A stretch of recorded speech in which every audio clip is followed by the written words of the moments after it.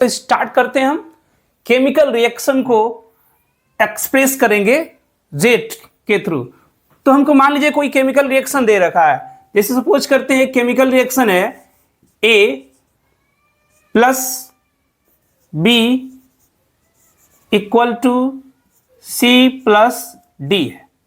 ये हमको कोई केमिकल रिएक्शन दे रखा है, तो इस केमिकल रिएक्शन को कैसे हम एक्सप्रेस करेंगे? तो फर्स्टली हम आते हैं इसको एवरेज रेट के रूप में एक्सप्रेस करेंगे, है ना, एवरेज रेट के रूप में। तो एवरेज रेट के रूप में एक्सप्रेस करने के लिए हम जानते हैं कि ये रिएक्टेंट है, ये प्रोडक्ट है। तो रिएक्टेंट की जो वैल्यू होती है डिसअपीयर होती है, मतलब डिक्रीज करती है, तो उसको माइनस साइन से हम रिप्रेजेंट करते हैं। तो यहाँ पर हम माइनस लगा लेंगे अगर रिएक्टेंट को रिप्रेजेंट करना है। तो बाकी ये ए दे रखा है तो इसको हम कर लेंगे 1/A, और ये क्या हो जाएगा? Concentration of delta A upon delta T हो जाएगा। फिर इक्वल टू, अब ये दूसरा है रिएक्टेंट, तो -1/B करेंगे, और ये concentration of delta B upon delta T हो जाएगा। उसी तरह हम प्रोडक्ट को लिखेंगे, तो लेकिन प्रोडक्ट को रिप्रेजेंट करने के लिए हम प्लस साइन लगाते हैं, तो ये हो जाएगा 1/C delta C upon delta T हो जाएगा, और ये 1/D delta D upon delta T हो जाएगा। तो इस तरीके से हम क्या करेंगे? एवरेज रेट ऑफ रिएक्शन को हम रिप्रेजेंट करेंगे। लेकिन अगर हमको इंस्टेंटेनियस रिप्रेजेंट करना है तो हमको मान लीजिए इंस्टेंटेनियस रेट लिखना, तो ये लिखेंगे 1/A dA अपॉन dt हो जाएगा, है ना। क्योंकि इंस्टेंटेनियस रेट क्या है? किसी पार्टिकुलर मोमेंट पर हम रेट को डिफाइन करते हैं, फाइंड करते हैं, तो वो इंस्टेंटेनियस रेट कहलाता है। तो यहाँ पर अगर इसको लिखना है b को, तो ये हो जाएगा -1/B dB अपॉन dt हो जाएगा। फिर यहाँ पर 1/C dC अपॉन dt हो जाएगा, और ये हो जाएगा 1/D concentration of D upon dt होगा।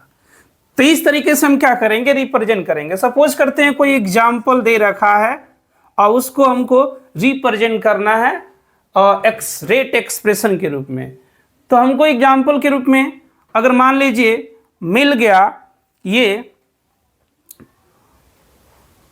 H2 प्लस Cl2 ये, और इक्वल टू दे रखा है 2HCl, यहाँ बन गया। तो इसको हम कैसे रिप्रेजेंट करेंगे? तो यहाँ पर आप देख रहे हैं ये रेट है, रिएक्टेंट, तो इसके एवरेज रेट को रिप्रेजेंट करने के लिए हम लिखेंगे क्या? डेल्टा माइनस लगा लेंगे ना, H2 अपॉन डेल्टा T हो जाएगा, ये minus delta Cl2 upon delta T होगा, और ये plus 1/2 delta HCl upon delta T होगा। तो इस तरीके से इसको हम क्या करेंगे? रिप्रेजेंट करेंगे। वहीं अगर हमको दूसरा कुछ दे रखा है, जैसे मान लीजिए हमको दे दिया ये 2NH3 डिकम्पोज हो रहा है और बना रहा है ये 3H2 प्लस N2 में, ये डिकम्पोज हो रहा है अमोनिया गैस हाइड्रोजन गैस में और नाइट्रोजन गैस में डिकम्पोज होती है। तो जब डिकम्पोज हो रही है तो इसको अगर हम रेट ऑफ रिएक्शन के रूप में रिप्रेजेंट करेंगे तो क्या होगा? यहाँ पर एवरेज रेट अगर हम इसका लिखें तो हो जाएगा -1/2 concentration of NH3 upon delta T हो जाएगा, इक्वल टू, ये सब पॉजिटिव में होगा क्योंकि प्रोडक्ट है, तो 1/3 delta H2 upon delta T होगा, और ये हो जाएगा 1, ये कोई है नहीं कोफिशिएंट, इसे डायरेक्ट हम लिखेंगे delta N2 upon delta T हो जाएगा। तो इस तरीके से हम क्या कर रहे हैं, इसको रिप्रेजेंट कर रहे हैं। और यहाँ पर हमको एक और रिएक्शन दे रखा है, जैसे मान लीजिए अगर इसको हम एवरेज रेट के रूप में अगर रिप्रेजेंट करेंगे रेट एक्सप्रेशन के लिए, तो क्या हो जाएगा, यहाँ पर हम राइट करेंगे ये एवरेज रेट इक्वल टू, यहाँ देख रहे हैं ये रिएक्टेंट है यहाँ तक और ये प्रोडक्ट है, तो इसको रिप्रेजेंट करने के लिए हमको क्या लिखना पड़ेगा, -1/5 delta B R negative upon delta T हो जाएगा। वहीं ये हो जाएगा delta B R O negative upon delta T होगा, यहाँ माइनस साइन लगा लेंगे। ये हो जाएगा -1/6 delta H plus upon delta T होगा। इसे रिप्रेजेंट करेंगे तो ये प्रोडक्ट है, तो हो जाएगा 1/3 Br2 अपॉन डेल्टा टी, और ये हो जाएगा 1/3 H2O अपॉन क्या होगा, डेल्टा टी हो जाएगा। तो इस तरीके से हम क्या करेंगे, यहाँ पर रिप्रेजेंट करेंगे। वहीं पर अगर हम इसी को इंस्टेंटेनियस में राइट करना होगा, है ना, तो इंस्टेंटेनियस के लिए हम लिखेंगे -1/5, यहाँ बस लगाना हमको क्या है, D B R negative upon D T कर देंगे। वही यहाँ के लिए -D B R O 3 negative upon D T करेंगे, और यहाँ हो जाएगा -1/6 D H plus upon D T होगा, और ये हो जाएगा +1/3 D B R two upon D T, और ये हो जाएगा 1/3 D H2O upon D T, है ना। तो इस तरीके से ये रेट एक्सप्रेशन है, इसको रिप्रेजेंट कर लेते हैं। मान लीजिए और रेट एक्सप्रेशन दे दे, अगर जैसे अगर दे दिया जाए Hg प्लस Cl2 और ये फॉर्म करे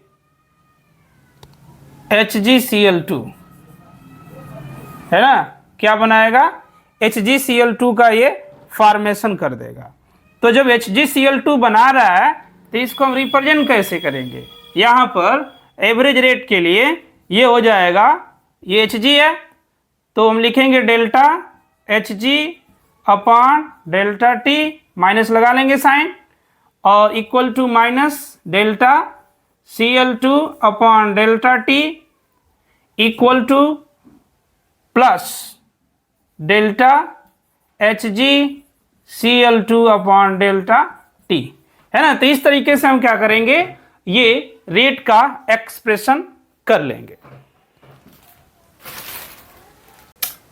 एवरेज रेट पर करते हैं क्वेश्चन। इसमें ये दे रखा है, for the reaction rate equal to product the concentration of reactant changes from 0.03 m to 0.02 m in 25 minutes, calculate the average rate of a reaction using unit of time both in minutes and second।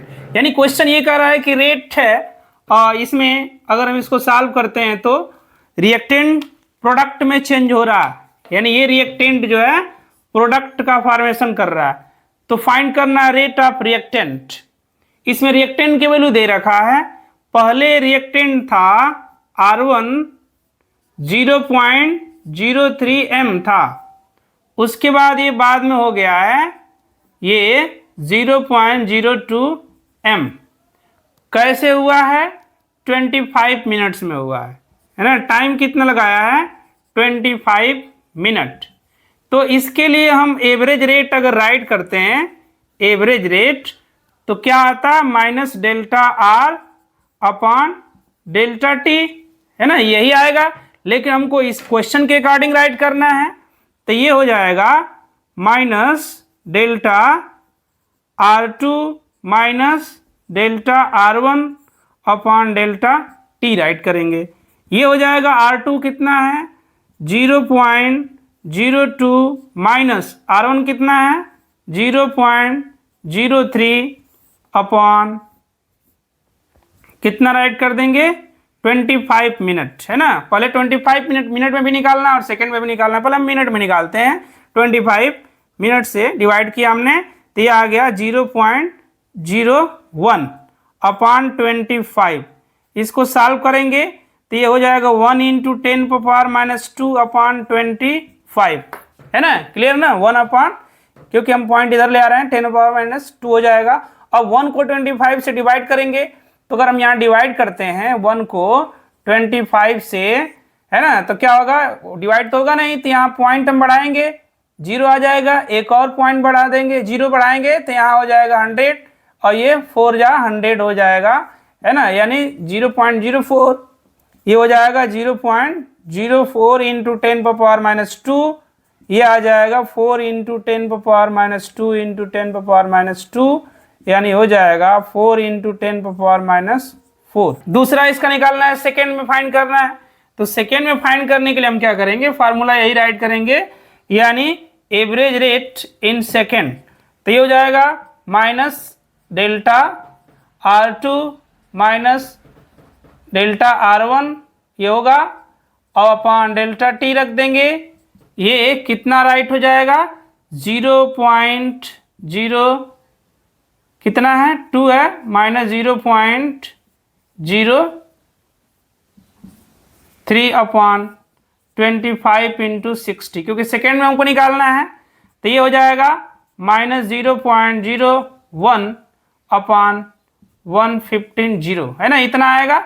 इसको divide करते हैं तो ये हो जाएगा 1 into 10⁻⁻2 upon 15, और इस 0 को भी ऊपर ले लेते हैं तो हो जाएगा 10⁻⁻2, है ना। तो ये आ जाएगा 1 अपॉन 15 इंटू 10⁻⁻4। अब 15 को डिवाइड करते हैं, अरे 1 को डिवाइड करते हैं 15 से, तो 1 अपॉन 15 क्या हो जाएगा, पॉइंट बढ़ाएंगे 0 आएगा, नहीं जाएगा, डिवाइड होगा, फिर एक 0 बढ़ा देंगे 100 हो जाएगा 6, है ना। तो 90, 15 6 90, फिर 10 आएगा, 15 6 90, है ना, ये फिर 10 आएगा, यानी ये आ जाएगा 0.066 इंटू 10⁻⁻4, यानी हो जाएगा 6.6 इंटू 10⁻⁻6, है ना, मोल पर लीटर पर सेकेंड इसकी यूनिट आएगी, है ना। तो इस तरीके से ये हम क्या करेंगे, इस टाइप के क्वेश्चन को इजीली कर लेंगे। रेट ऑफ रिएक्शन पर एक और हम क्वेश्चन करते हैं एवरेज रेट के लिए, जिसमें दे रखा है एवरेज रेट फाइंड करना है। A in a reaction 2A equal to product है, यानी हम राइट कर लेंगे 2A इक्वल टू क्या दे रखा है, प्रोडक्ट, है ना, ये दे रखा है। फिर कह रहा है कि concentration of A decreases from 0.05 to 0.04, यानी ये कंसंट्रेशन जो ए है ना, ये 0.5 से 0.4 हो जा रहा है। तो और कब हो रहा है, 10 मिनट में हो रहा है। तो कह रहा है कि रेट फाइंड कीजिए। तो हम इसके लिए पहले तो ये देखेंगे कि R1 इसका दे रखा है कितना, 0.05 मोल पर लीटर, और R2 हो जा रहा है R1 से R2 0.04 मोल पर लीटर, है ना। R1 0.05 मोल से 0.04 मोल पर लीटर हो रहा है।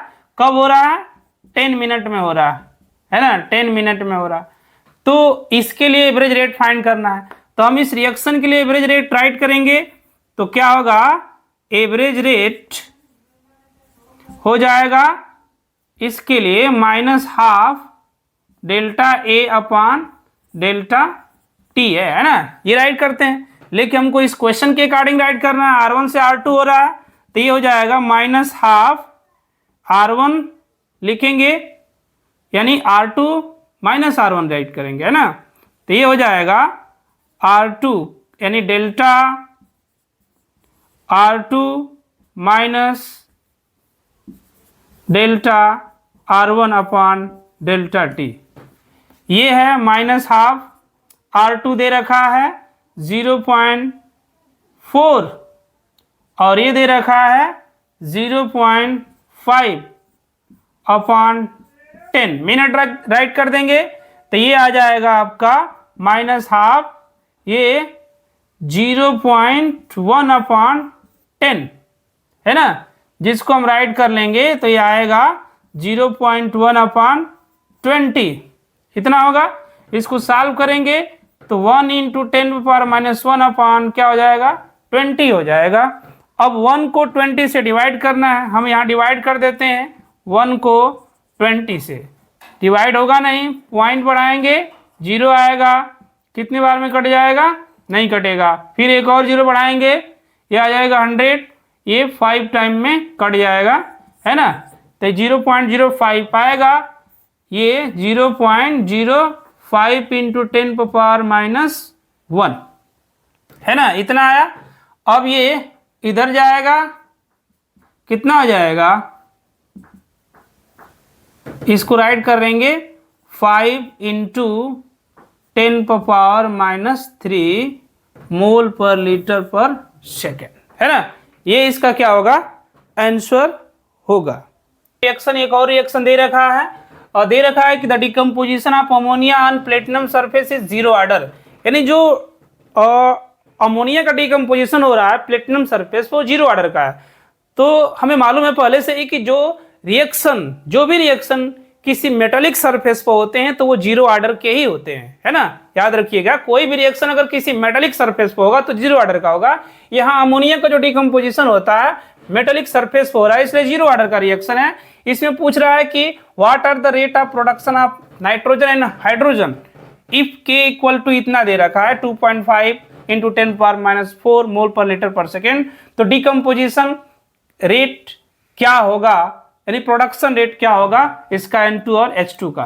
तो यहाँ हम राइट करेंगे रिएक्शन, यानी 2NH3 इक्वल टू ये हो जाएगा N2 प्लस 3H2। ये है, इसके लिए हम रेट अगर राइट करते हैं तो ये हो जाएगा -12 DNH3 upon dt equal to ये हो जाएगा DN2 upon dt equal to 1/3 DH2 upon dt होगा। यहाँ पर क्वेश्चन में K की वैल्यू दे रखा है, ये दे रखा है 2.5 इंटू 10⁻⁻4 मोल पर लीटर पर सेकेंड है। तो ये जो रिएक्शन है 0 ऑर्डर का है। तो हम आते हैं रेट में, 0 ऑर्डर के लिए क्या होता है, K इक्वल टू कंसंट्रेशन पर पावर 0 होता है। इसका मतलब कि इसकी वैल्यू 1 हो जाती है, यानी रेट इक्वल टू K होता है फॉर 0 ऑर्डर, है ना। 0 ऑर्डर के लिए, है ना, रेट की वैल्यू K के क्या होती है, बराबर होती है। यानी हम रेट की जगह क्या लिख देंगे K, तो ये हो जाएगा K equal to -12 DNH3 upon dt equal to DN2 upon dt equal to 1/3 DH2 upon dt। ये हो गया। अब इसको क्वेश्चन को हम सॉल्व करते हैं। यहाँ पर हम क्या करेंगे, K की वैल्यू रख देंगे।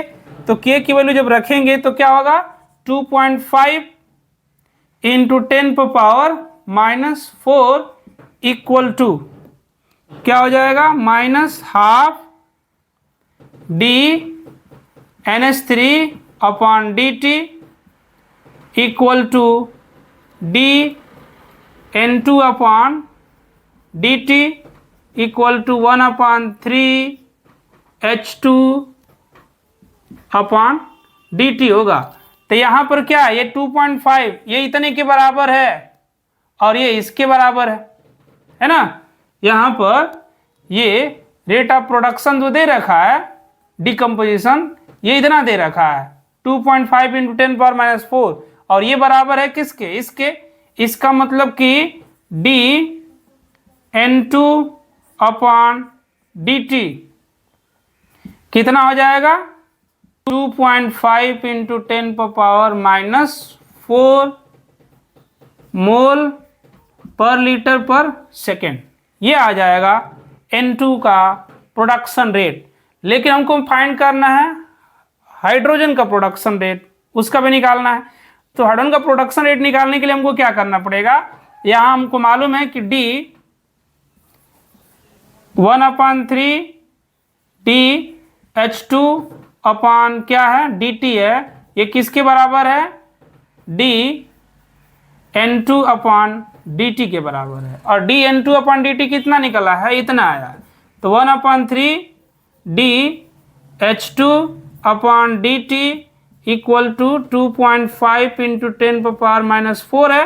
अब ये 3 उधर चला जाएगा तो ये हो जाएगा dH2 upon dt equal to 3 into 2.5 into 10⁻⁻⁴, यानी ये हो जाएगा कितना 3 5 जा 15 और 3 2 जा 6 और 1 7.5 इंटू 10⁻⁻⁴ मोल पर लीटर पर सेकेंड, है ना।